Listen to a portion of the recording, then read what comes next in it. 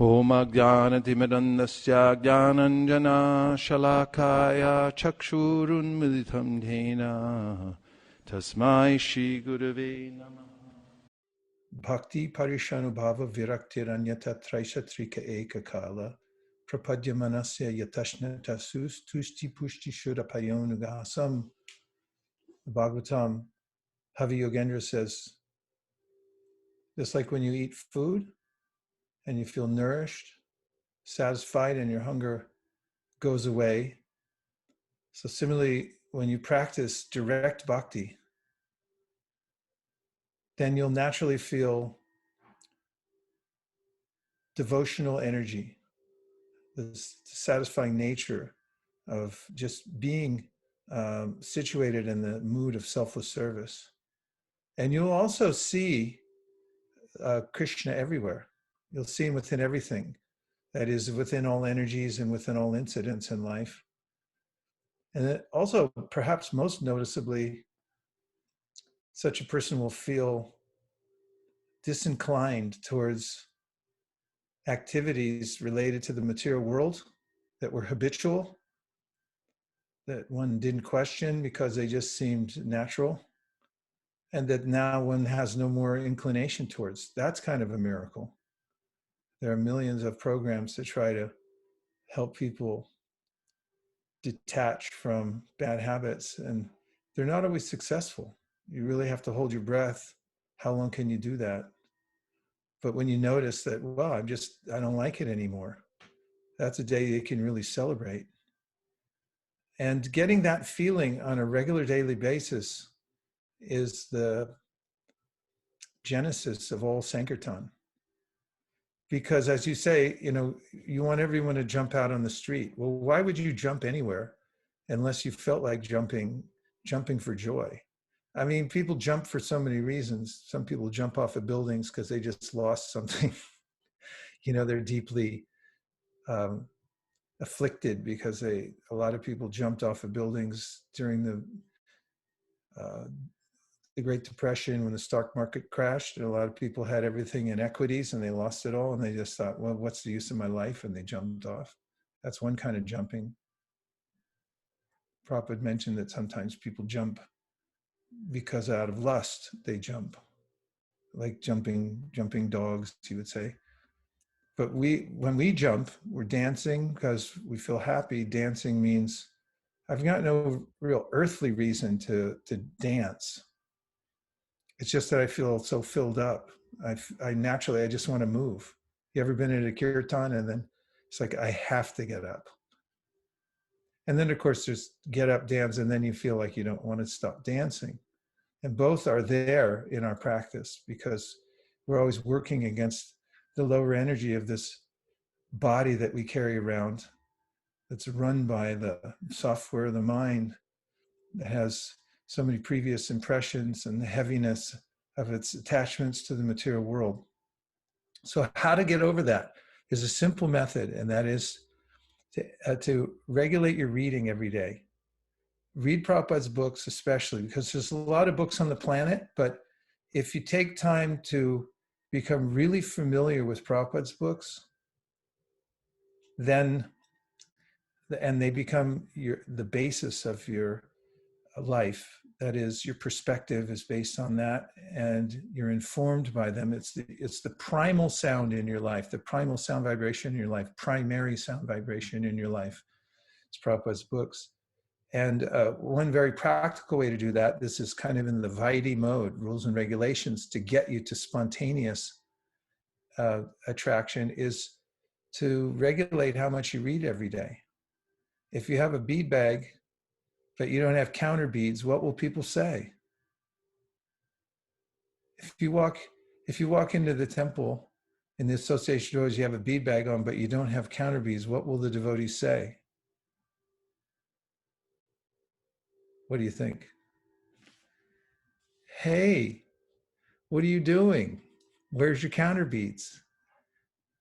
Won't they say that? Somebody's going to notice it and say, what happened to your counter beads? And you just tell them, I don't need counter beads. I just keep it in my head and, I chant whenever I feel like it. Well, Sankhya Purvaka Namagana Natibi, the six Goswamis, they counted everything. So we do it too. And so if you count how much you read every day, it keeps those inclinations to, start and stop on hold. And you can develop a practice of reading Bhagavad Gita, Srimad Bhagavatam, Sri Chaitanya Charitamrita.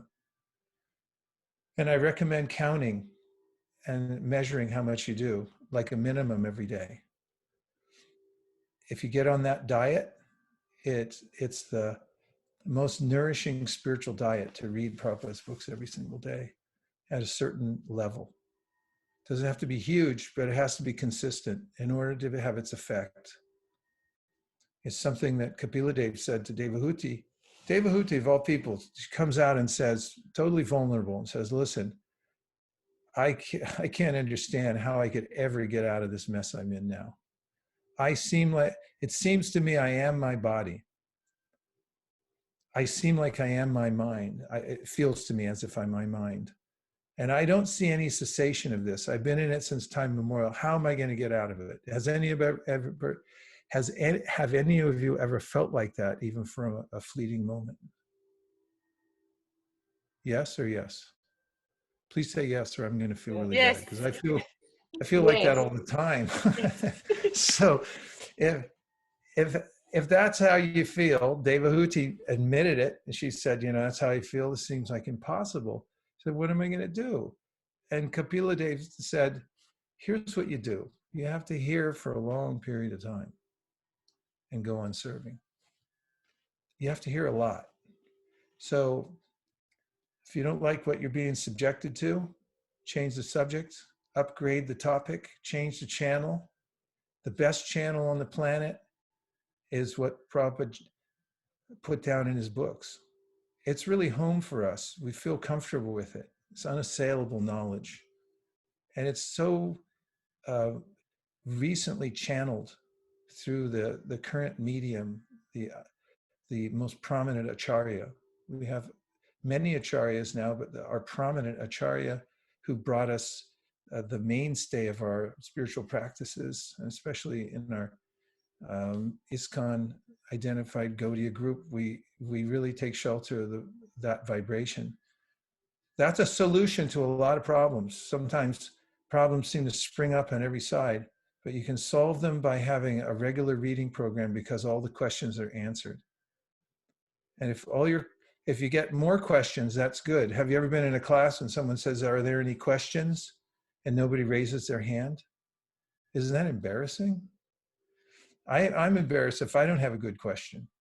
I feel horrible about it, because I realize that I haven't been hearing deeply enough I'm not qualified to ask a question at that point. So in our hearing and chanting sessions, we should come out with this feeling like, I want to know more about this. If our mind is in that state and we're feeling the diminishment of these pushings from the lower modes, which happens quite naturally. Tada rajas tamo bhava kama loba dayaschaye cheta iter anavidam stitam sattve prasidati. When we're starting to feel that we're touching the web of the divine energy by hearing and chanting and the association of devotees, then there's a natural way in which the lower pushings are conspicuous by their absence. As I said earlier, it's a time to celebrate.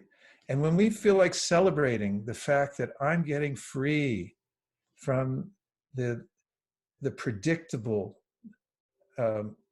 entanglement in this material nature, and the predictable results of my entanglement, which are getting quite boring, actually, after so many lifetimes. I mean, at some point I have to say enough's enough. Like my friend Dave Dibberton in high school, he wanted to learn the flute. And one summer night in the late 60s, I was there in my house, my brother and my parents, and he burst in our front door. Of course, we were all friends, so I knew we could just walk in. He burst in the front door, and he had shaved his head. That was sacrilege back in the 60s. He had to have long hair to be cool. He shaved off his hair. He burst in the front door. He had his flute in his hand and he said, "That's it. No more nonsense. I'm going to get serious. I'm going to learn the flute." He wanted to be a consummate musician, so he just had that strong determination. When we feel that arising in our hearts, stitam sattve prasidati, I have a standing in spiritual life. This is all I want. That is a good platform to then move about and minister to other people by meeting them and understanding what they're going through. It's hard when we're going through the same things, attracted to the same things, or at least we have to have a little bit of a leverage that we're feeling ourselves to be fully optimistic to present it to other people. And when we're feeling it, then it's quite natural that, yeah, we're convincing. I want to share this with you. So that's where the springboard is. It's in hearing and chanting and practicing japa. We have full permission from all the acharyas to really absorb ourselves in japa. They tell us there's nothing else but this. The holy name is the only thing to be had in the 14 worlds. Give full attention to this. So don't listen to your mind when it says there are other important things. Don't listen to anybody else that says you don't have to take time for your japa. It's your responsibility. And if you take responsibility for these two things in your personal life, to systematically study Srila Prabhupada's books and also chant good japa, then naturally there will be this impetus to go and present it to other people. What's more, there'll be this fluency that you start to develop by hearing and also experiencing for yourself, a fluency in presenting to other people. So that's important. And then in going out, and whatever that means nowadays, in different places around the world, going out doesn't necessarily mean you have to be on the street. There are lots of ways to reach out to other people. But just in the act of reaching out to somebody who wasn't expecting you, who has a categorically different perspective than you, and then testing out your mantras. How are you going to test your mantras? Like in the ancient Vedic times, they used to take an animal and they would sacrifice it. Why? Because they wanted to test the mantra to see if they can bring it back to life. So we test our mantras. You hear and chant. You know how it makes you feel, right? Like, how does it make you feel? It makes you feel okay. That's an impossible stage to reach in this world, to feel okay. We never feel okay. It's impossible. Everyone always feels some anxiety because no matter what I have, it's not okay. It's not enough. Here, have a new house. Oh, yeah, all right, but I still don't feel okay because I got to take care of it. Here's $1 million. Why didn't you give me 2 million? You've got $1 billion. And besides that, how am I going to pay taxes on all this? We're never okay. So if you can suddenly feel okay from your hearing and chanting, then you can give it to other people. And when you approach them, and you notice by the efficacy of your mantra, or you will notice the efficacy of your mantra when they respond to it. The other night in one of our Bhakti community sessions, just near the end of the session, I asked the participants, many of them were new. They had only been there, some had been there one time, some had been there 3 or 5 or 10, but very, very new. And especially they haven't mixed that much in person with devotees because everything's online still in every other part of the world except for New Zealand, I think. And I said, so why did you come here tonight? And they were effusive. They were saying, because this is, it's amazing. It's changing our lives. There's nothing like this anywhere. It's hard for us to see it because we're in it all the time. But when you bring it out to other people and you show them, and then they look at it and say, wow, this is amazing. Whatever you say is amazing. And when we share our mantras with other people, here, try this mantra instead of the mantras you're using right now, try it on, and then they respond like that, then it verifies the power of our mantra, just like in the Vedic times. They bring an animal back to life. We bring somebody else back to life. The soul is sometimes known as the animal. So it's been killed by the process of material nature. So how do you bring it back to life? It's like, excuse me, let me just show you a new mantra. As this is a spiritual book. It's meant to awaken love for God in your heart.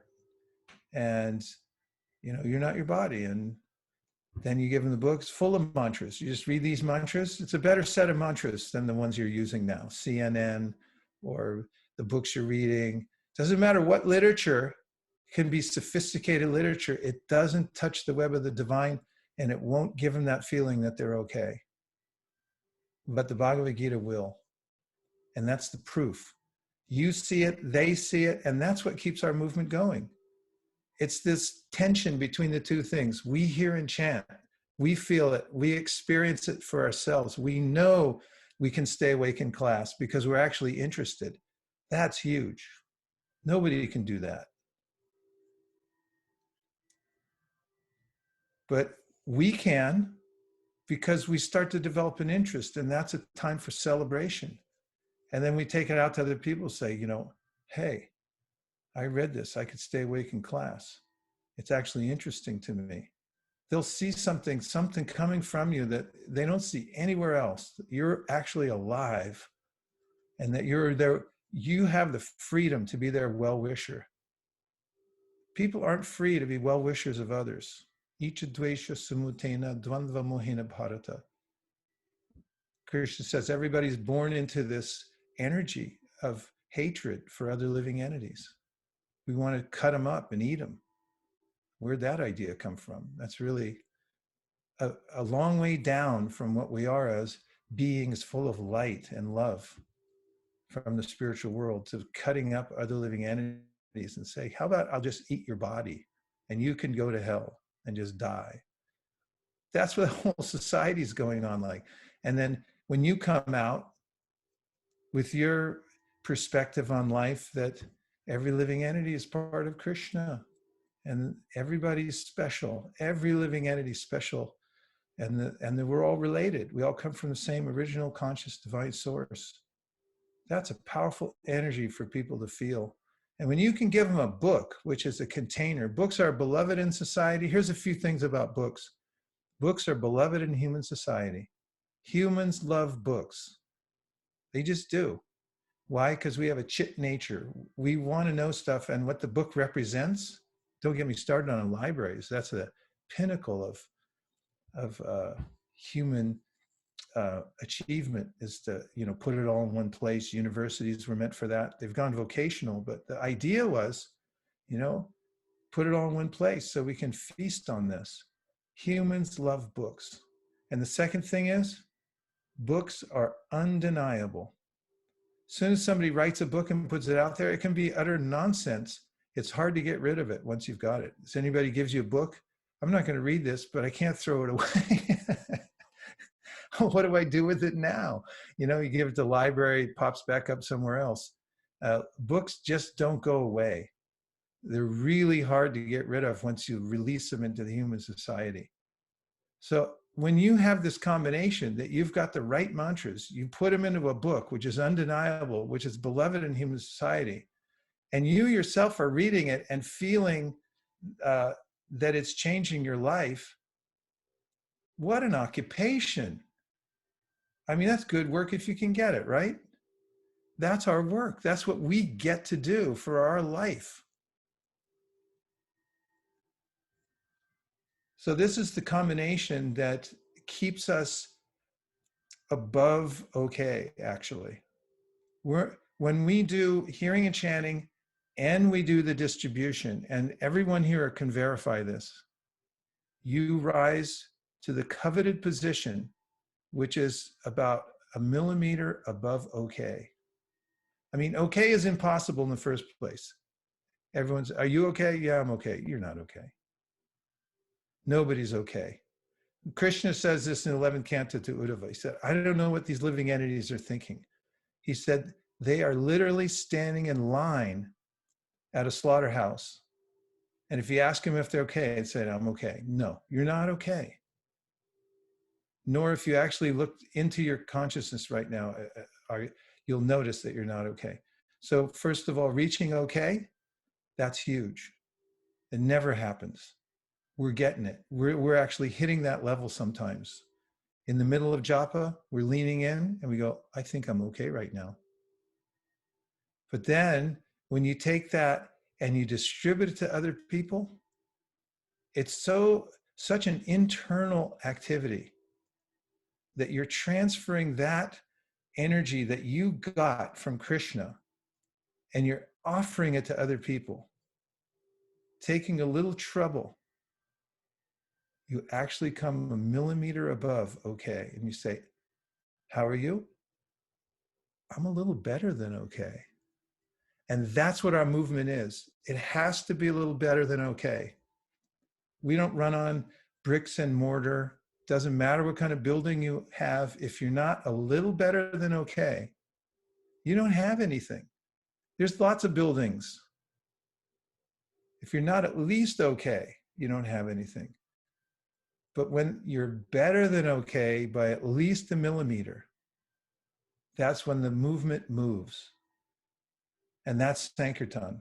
Samyak Kirtan. It means bringing all the energy together, all the stuff that you're experiencing, you package it up and you get everybody together and you go out and give it to as many people as possible. Samyak Kirtan. And then when you get a whole group of people who are a little better than okay, you've got the most valuable energy, this group energy in the world, and that's Sankirtan. So what all of you are doing there in New Zealand, because you're so fortunate to be under enlightened, highly enlightened leadership, and you're dedicating your lives to this process and guidance from all sides, and also, shelter built in to your lives in the way that you're living in ashramas, whether grahastha or brahmachari ashram or vanaprastha, whatever ashram you're in, then you're living in the most fortunate situation of all. Anyway, those are a few preliminary remarks. Let's see if you have any reflections or questions to amplify or try to diversify the conversation.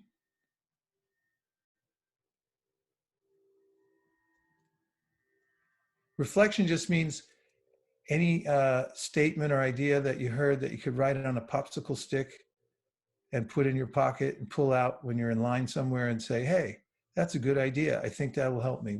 What idea did you hear that worked for you? Or if you have a question and you want to see if you could take it in a, to a deeper level, then go ahead. I have a reflection. Oh, please. Living entities are just standing in line going to a slaughterhouse and thinking they're okay. That was pretty hard-hitting. Yeah. I mean, when Krishna says it too, he's like, God, I don't get what you guys are thinking. You're standing there ready to get killed and you're just acting like everything's fine. And I always remark this retort that people give oftentimes. Here's a literature, spiritual literature, solve all your problems in life. It's like, I'm all set. That's what they say in America. I'm all set. Or I'm okay. I'm all set. Not really. Yeah, thank you very much. What else? What are the things? Hare Krishna, Prabhu. Hare Krishna. Hare Go. I have a question. Before we come to the platform of more than millimeter more than okay, how can we approach, or how should we approach the Sankirtan service? Yeah, and before we could reach above okay, or even okay, we have to empower our intelligence. Evam buddhi param buddhva samstabdyatmanam jahi shatra mahabaho kama rupam durasadam.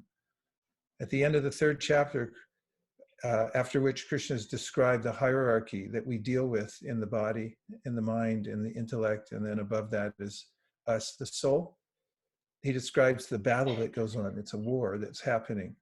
So when we sign up for this out of Shraddha, Adao Shraddha Tata Sadhu Sangha, we get devotee association, Bhajana Kriya, then we actually sign on the dotted line. I'm signing up for this, come what may. And then we go through the slog of Anartha Nivritti. Not that it's a total slog. We get a taste here and there by Krishna's arrangement and mercy. However, there are contenders there that are vying for our attention. And therefore, Krishna recommends in that condition, we have to fortify our intelligence. It's called DSI, deliberate spiritual intelligence. You have to use that point. And how do you get that? Especially by reading Gita. Gita, Prabhupada says in the second canto of the Srimad Bhagavatam, is the Vedic intelligence. And so without the Gita, we don't have a chance. Don't go out into the world. Don't interact without getting, fortifying your intelligence with the Gita.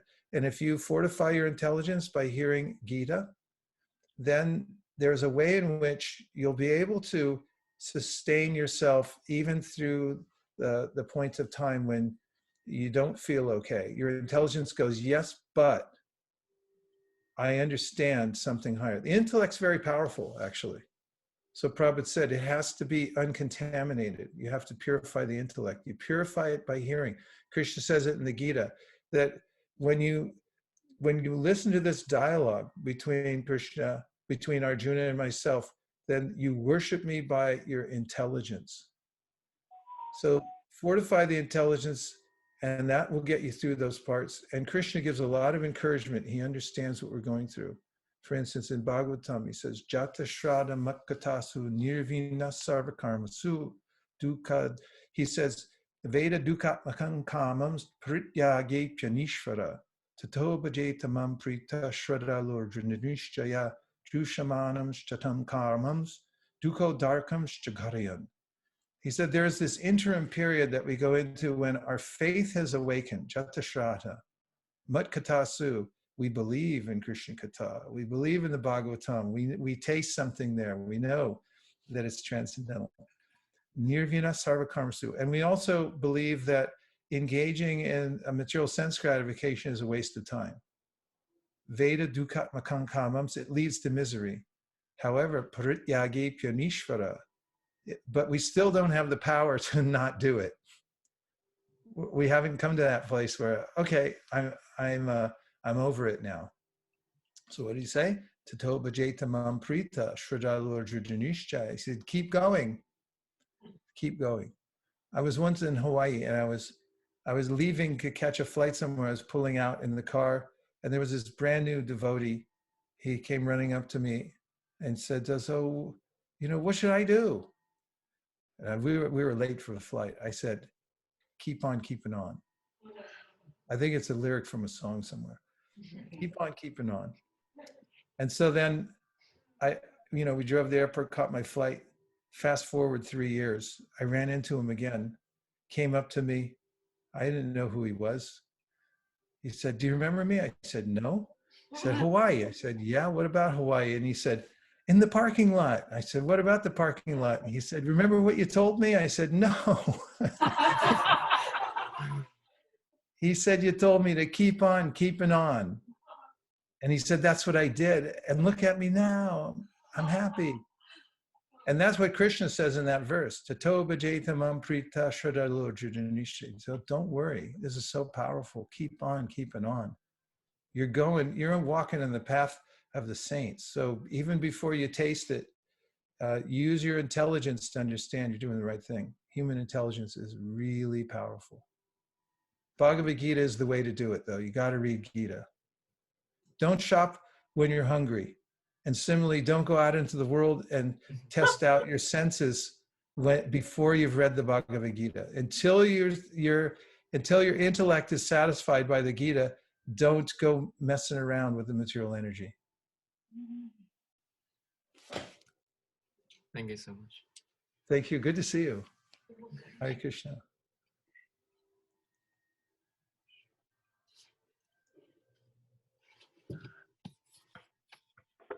Hare Krishna Prabhu. Hare Krishna. Thank you. When you were speaking, you kind of answered it when you were answering Balaramacharya's question.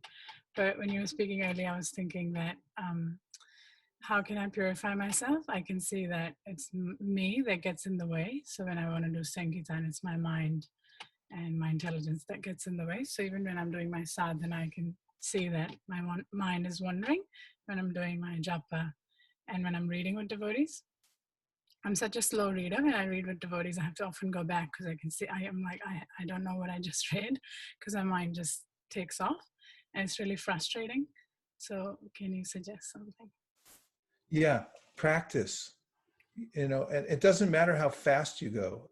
Consistency is more powerful than volume or speed. And if you're consistent, drops a day, we're a stone away. And if you just hang around the sound vibration and keep practicing, then miracles will happen. You don't have to do it yourself. Don't feel that you don't have, you're not doing enough. If you're showing up and you're listening and you're trying, the miracle will happen. Just like with seeds, you put them in the ground. I'll tell you a quick story. It relates to this. So when I was in Mayapur, I went to a holy place. And in that holy place, there was a tree that Lord Nityananda and Lord Chaitanya danced underneath. And I was there with Janani Vaisesika. He came in and one of my other godbrothers, and we were just there visiting the place and hearing and chanting. So it was a tamarind tree. And so there had a tamarind pod had fallen from the tree on the ground. So Janani Vas picked it up and he handed it to me, said, "Here, eat this." So I said, okay. So I cracked it open and I ate it. Tamarind tastes pretty good. It's kind of tangy, but it's very tasty. So I ate it, took it as prasad. He handed it to me. And I noticed that there were 2 little seeds in there. So I just kept them. I washed them off in the pump and I kept them in my pocket. I kind of forgot about it. I put it in a little container, brought it back to America, and they were sitting there for a long time. And then I thought, hey, maybe I'll plant them. So I put them in pots. Actually, I germinated them first because I read online how to do it. So I put them in pots and they didn't come up. So I was like, oh, well, at least I tried. Of course, it's not so easy to bring seeds from another country and stuff like that. But I kept them in the greenhouse under a watering system. And, I said, oh, well, whatever.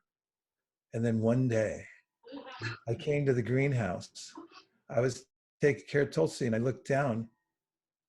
There was this huge sprout coming out from one of the pots where the tamarind seeds were. Huge. It was like pushing up mightily from the soil.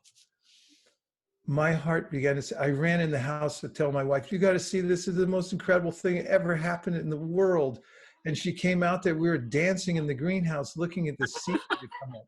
It came from the tree that Lord Nityananda and Lord Chaitanya danced at. It was handed to me by my dear godbrother, Janani Vas. I brought it home. What are the chances that it would actually sprout?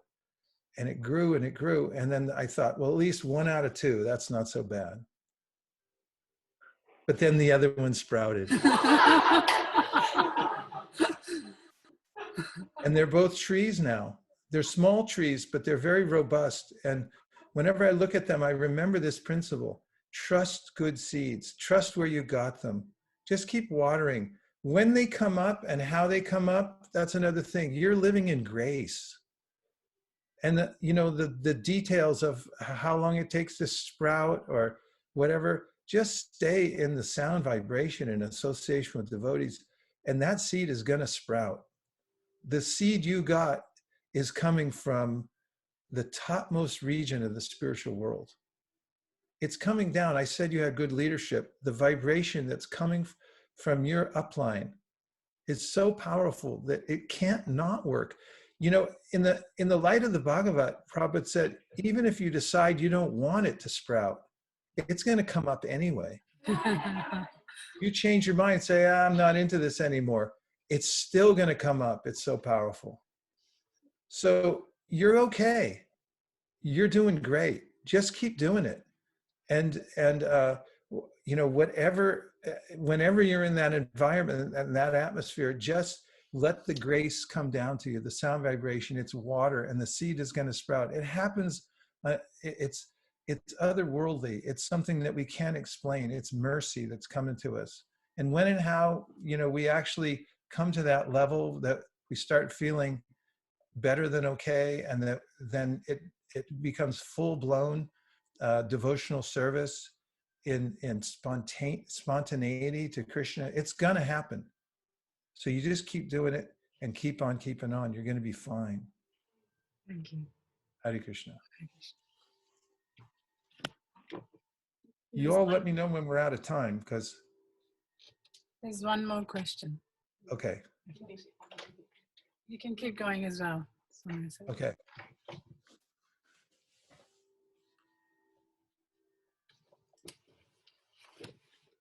Hi, Krishna Prabhu. Hare Krishna. Hi, Krishna. Thank you for the class. I was wondering, you were speaking about how we have to have a consistent practice of reading and nourishing daily. Yes. And I was wondering, at least for myself, sometimes when I set a goal to be consistent, either in my reading or another spiritual goal, I'll be going strong for a while, and then I might miss a day or miss 2 days, or I can easily get discouraged that I've broken my consistent streak. So I was wondering how to not get so discouraged and get back on track easily. Okay, I'm going to tell you another story. Okay.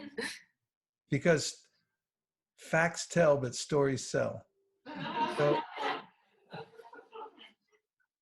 once, and you can listen to this, it's in a recording. Prabhupada was talking to this Indian man who's very devoted to him and very favorable man. And he was with other disciples. Could be on a morning walk. I can't remember. It's a morning walk or an in-room, but it's not a class. So the man starts talking about one of the Gaudiya mutts he went to for Janmashtami in India. And he said that Prabhupada had like a godbrother there who was envious of him, envious of Prabhupada, and who was making propaganda against him and against ISKCON. And he brought out this newspaper that he had that showed how he said ISKCON had been kicked out of Japan. So one of the devotees who had been involved in Japan said, "Oh, but Prabhupada, that's not true." And Prabhupada said, "That's all right." He said, once there was a man, he said, "I just lost 10,000. And the other man sitting next to him and said, "Well, you're luckier than me because I didn't even have 10,000 to lose."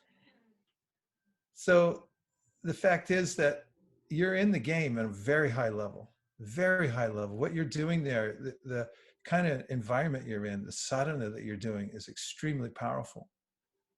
If you miss a day here or there, or, even if you messed up royally on this path, all you have to do is keep going. You actually, Prabhupada used to say that those mess ups become the pillars to success. You learn from them as you keep going.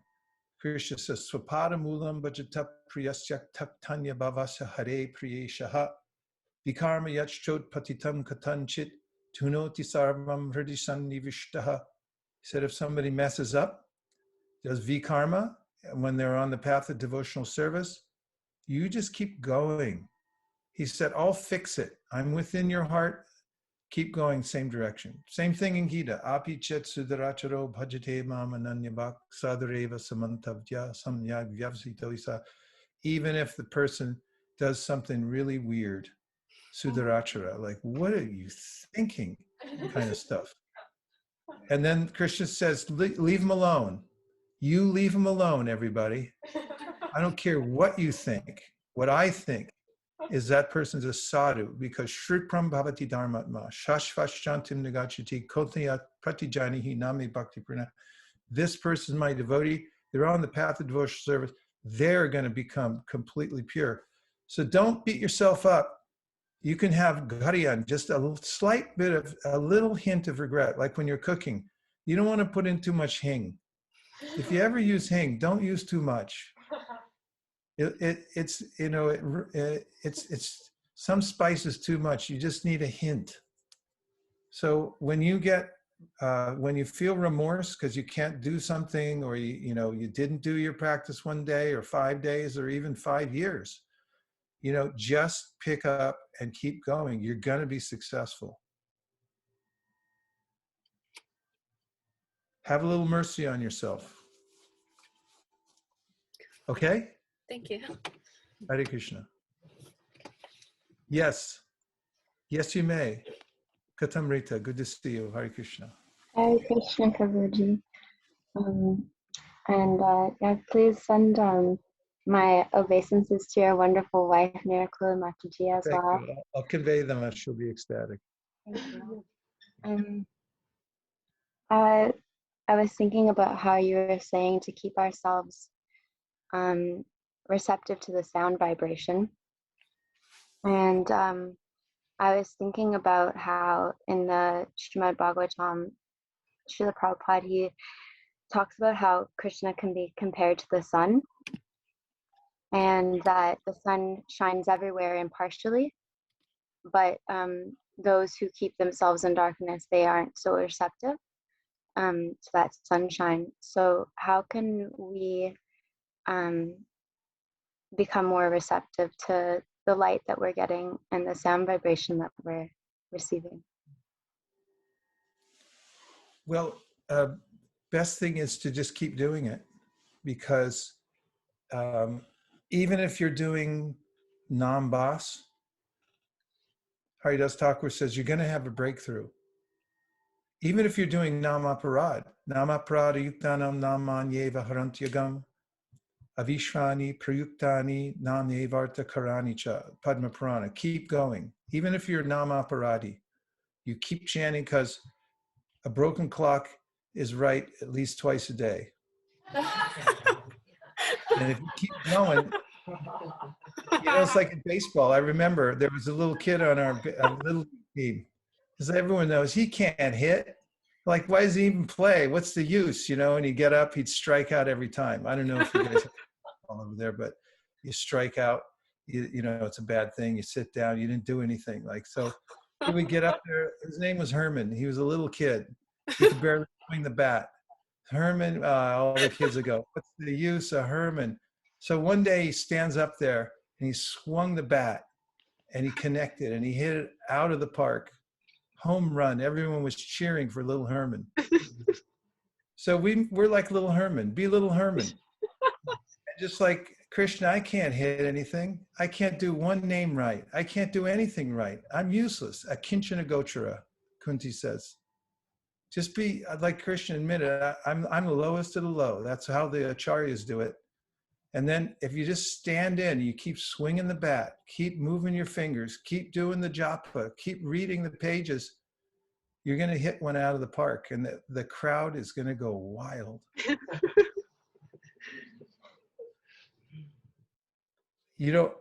We have this global thing going on. It's really taking shape around the world, that although we have our individual identities as book distributors locally, we have our individual goals locally, which is absolutely necessary. There's also this awareness of a global team. And when you do the two things simultaneously, stay hooked into the global team and the awareness of it, it adds another element to the process of Sankirtan, where you're feeling the power of us, the samyak kirtan of us going for the global goals overall. So my observation is that those who are involved in Sankirtan, who keep this second level of awareness on the global team and do the practical things to stay connected, get a special kind of perception, or perspective rather, that is extremely helpful for the local team. We call it glocal. It's local, but global at the same time is a very powerful way to connect. So there's these, big marathons like Bhadra. We're doing 25,000 sets this year worldwide. The more you calculate like how does our part fit in and things like that, that it gives you more local force at the same time. Om Tat Sat. Please go ahead. Dharma Mataji has a question, if you'd like to mute Okay. Hare Krishna. Hare Hare Krishna. Krishna. I feel a bit embarrassed to ask this question in light of all the inspiration that you're giving. Okay. Well, wait a minute.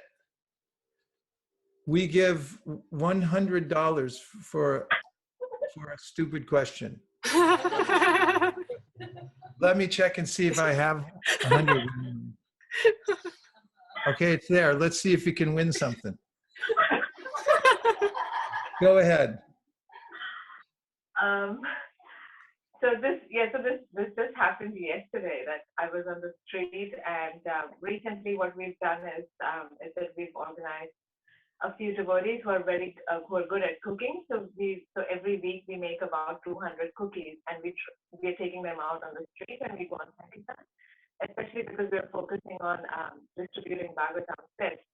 So whoever we meet, we're giving them cookies. So yesterday what happened was that like my mind was very disturbed during japa. I was just thinking of so many services that need to be done.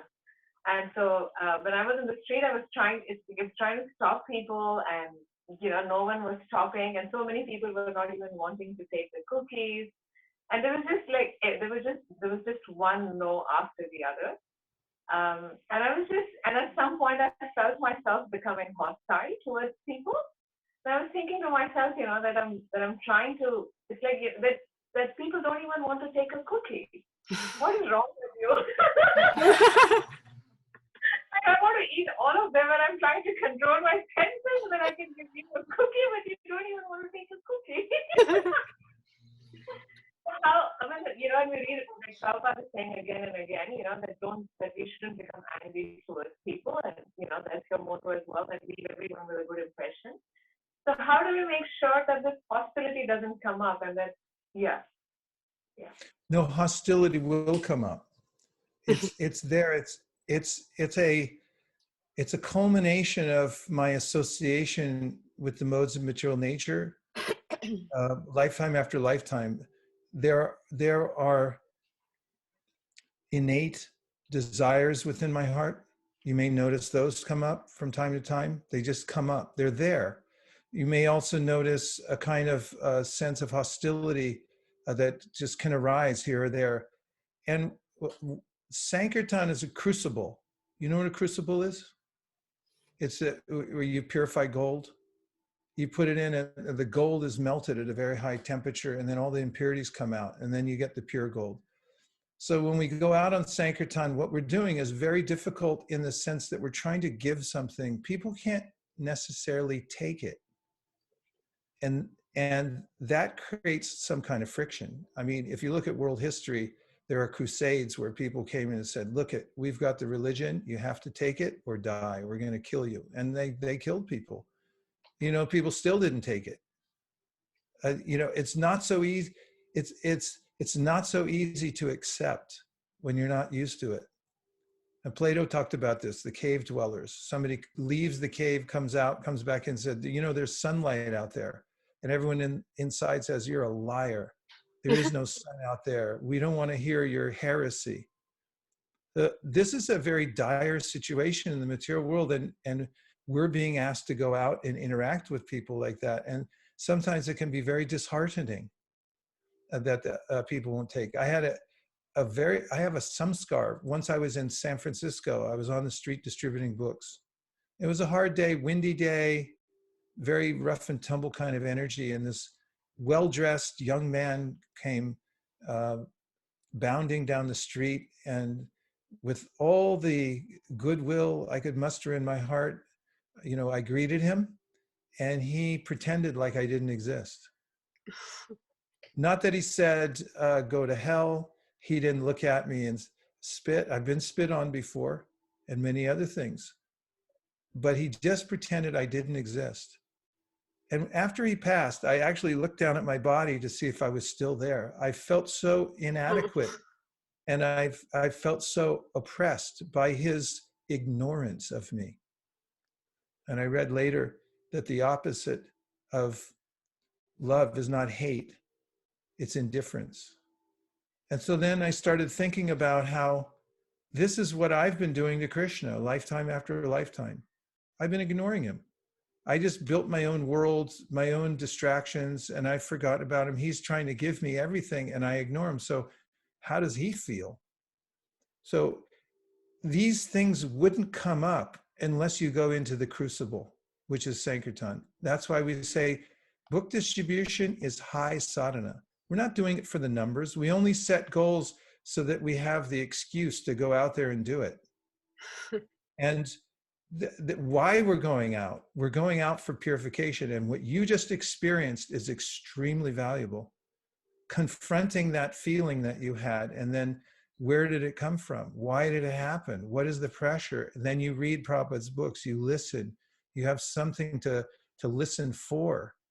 Then that gets rectified and you move to the next level. Otherwise, how do we become pure devotees if we don't expose ourselves to this kind of pressure? If to become unflinching means something's got to make you flinch. And I can say my years on Sankirtan of dealing with people one after another, it changed my nature. I barely changed because I'm incorrigible practically, but I noticed, and I know that it's from the interaction on Sankirtan, the kinds of things that you're going through too. So pray on it, meditate, and you'll see Krishna will give you an answer, and he'll also give you relief, and it'll also become a samskar in your mind. Like when somebody offers you something in Krishna consciousness, and you go, yeah, I'm going to take it. When Krishna offers you something, it's like, I don't want to be like that guy who wouldn't take a cookie. And when Krishna says, here, you take a little mercy from me, and then you go, no, thanks. I'm not really interested. Is that okay? And I'm really sorry because I won't be able to give you the $100. Because that was an excellent question. But do you have time for one more question? Yes, I do.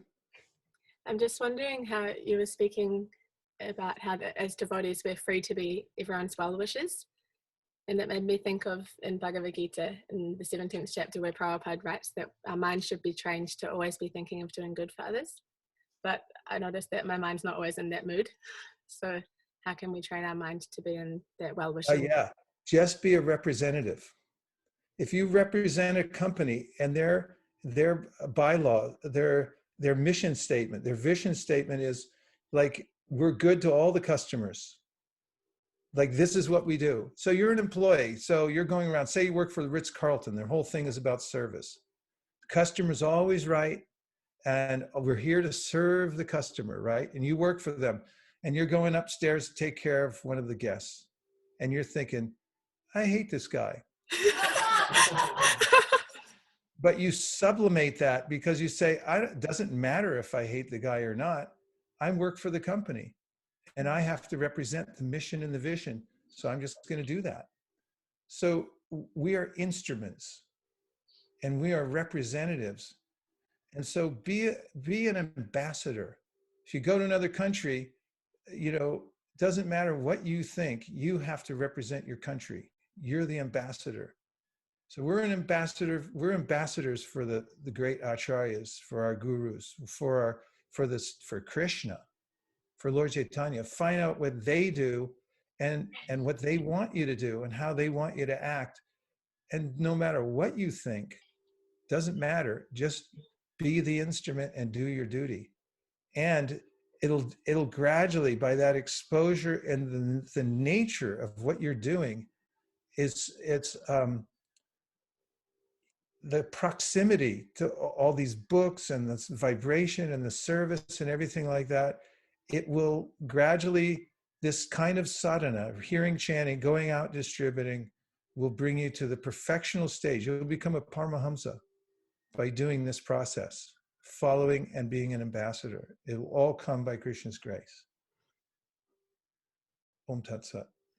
Thank you so much. We just have one more reflection, and then if you'd like to say some concluding words.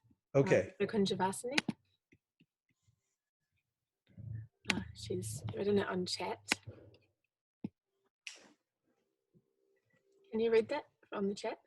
I can read it. Can you read it out loud? Sure. Hare Krishna Prabhu, my humble obeisances to you. Reflection that you will notice the efficacy of the mantra when they are enlivened. When I see their reaction and their big smile, it helps me to increase my faith in the holy name. It's from Nikunjavasini Devidasi. Nikunjavasini Devidasi, I agree with you. It's such a, I can say, you know, sitting in a Harinam somewhere and watching when people come down the street, they're on their way to a bar or a restaurant or something, they're thinking, I want music, I want intoxication, I want fun. And then they get trapped and they hear the holy name and they're listening. And you watch their face and they're going, what just happened? What is this? Why can't I walk away?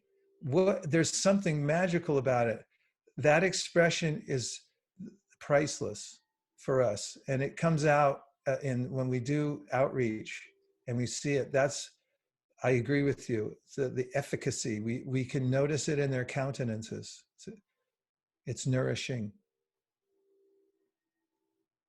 So I feel to be a kindred devotee with all of you there in New Zealand, because you're all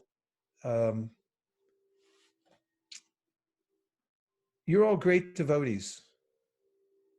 You know, you're rare souls. You're great devotees, and you're doing the yeoman's work, spreading Krishna consciousness, worshiping the deities, taking care of one another, taking care of families in Krishna consciousness. All of this that you're doing there is just magnanimous, and it's the pinnacle of what a human life is meant for. So I'm so thrilled to be connected with you, and I look forward to any ways that we can find nexus points. It's always, you know, finding good excuses for book distribution. I know the global team has brought us together more and more, and so has the Zoom trend, you know, because of COVID and everything like that. And to me, that's been a really a boon, and I have such a spot in my heart for all the devotees in New Zealand that this has been a heartfelt experience. And I thank you very much for tuning in and taking so much of your morning time to listen to the likes of me. Om Tat Sat. Hare Krishna. Hare Krishna. Lord Premanande Haribol. Haribol. Thank you so much. Prabhupada. Dear Sri Chaitanya Mahaprabhu, Shri Shri Panchatattva, Shri Shri Radha Madan Mohan, Shri Shri Radha Govinda, Shri Shri Radha Gopinath, Shri Shri Lakshmana Shringadeva, if you so desire, please empower all the devotees in New Zealand. Is there anybody from anywhere else? Maybe 2 more from different parts of the world. From distant parts of? The world, America. Oh, from anyone who's listening to this broadcast now or in the future.